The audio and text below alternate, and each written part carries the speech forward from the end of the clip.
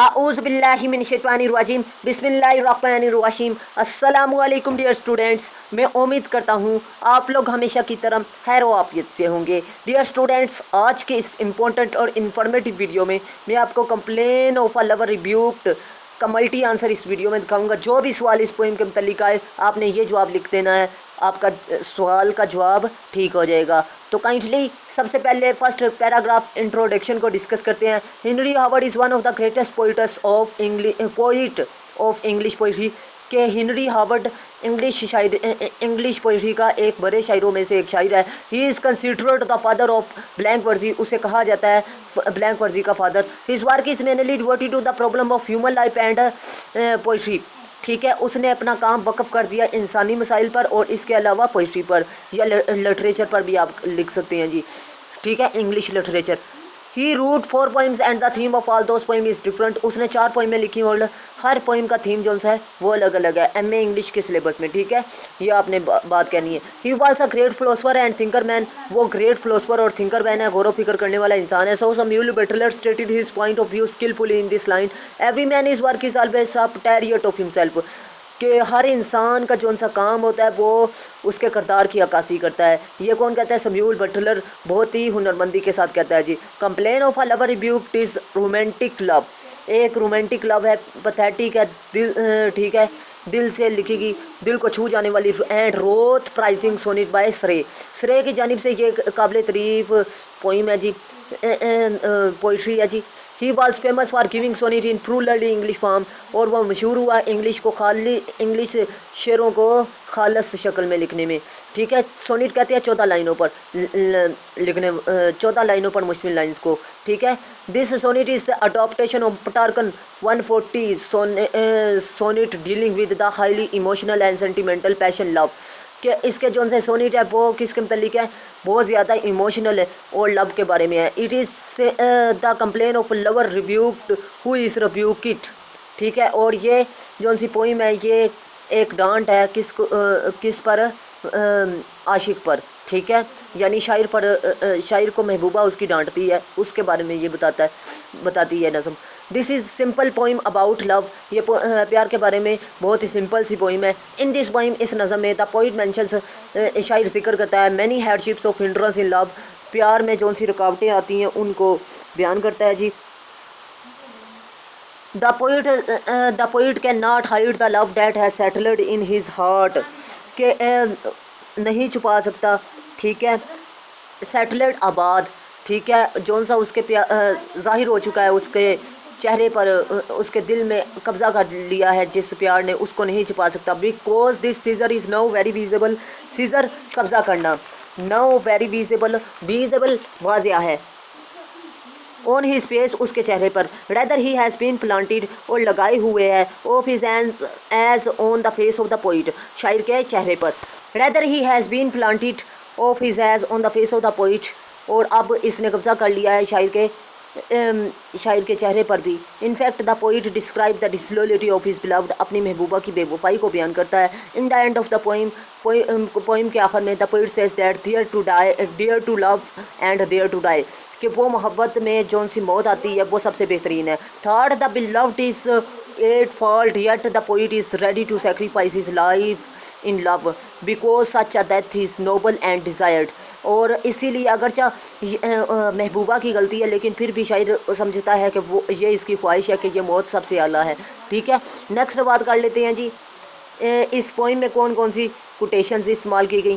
ठीक है, स्ट्रक्चर हम डिस्कस करते हैं। The poem complain of a lover rebuked is divided into 4 stanza, 4 स्टैंजे हैं। H stanza is made of different lines, her stanza मुख्तलिफ लाइनों पर है, कोई 3 पर है और कोई 4 पर है। ठीक है, complain of a lover rebuked follows the rhyming scheme of A B C D E C and F है। ठीक है, पोइटिक डिवाइसेस अनरिच मालोमाल है, and elevates the poems from a mere piece of text a beautiful piece of the art, और ये जौन सी poem है ये मालोमाल है किन पर? जौन सी डिवाइसेस हैं पोइटिक उनमें। ठीक है, ब्यूटीफुल पीस टुकड़ा है ये वन का। The poem the complaint of a lover rebuked is rich a poetic devices such as alliteration, consonance, assonance and images. इसमें ये डिवाइसेस इस्तेमाल की गई हैं, जैसे कि हम आगे डिस्कस करेंगे। तो काइंडली अगर आपने अभी तक मेरे चैनल को सब्सक्राइब नहीं किया तो लाजमी सब्सक्राइब कीजिएगा और साथ बेल आइकन के बटन पे जाके ऑल पे लाजमी प्रेस कीजिएगा। सबसे पहले एलिट्रेशन को डिस्कस करते हैं। Alliteration is the repetition of first sound of words closely placed together in a line. एक लाइन के अंदर बेटा जी अगर एक लाइन में सेम अल्फाज आ जाएं, ठीक है, उन्हें क्या कहते हैं, एलिट्रेशन के अल्फाज। There are many example of alliteration in this poem such as. हम इसमें बहुत सी मिसालें हैं लेकिन हम कुछ डिस्कस करेंगे। आपने एक आधी पूरी पोइम में से मिसाल पेश कर देनी है। आप कोई भी एलिट्रेशन की एग्जाम्पल लिख सकते हैं। लव डैट दो थ्राइन लिव विदन माई थाट, इसमें है जी टी, ठीक है, जैसे कि आप देखें जी डैट आ रहा है और इसके अलावा थाट आ रहा है, ठीक है, ये क्या है, alliteration. Clad in the arms wear in with me faith, ठीक है, इसमें डब्ल्यू है। कॉन्सोनेंस किसे कहते हैं जी, consonance is repetition of consonant sound in which in words closely placed together in a line.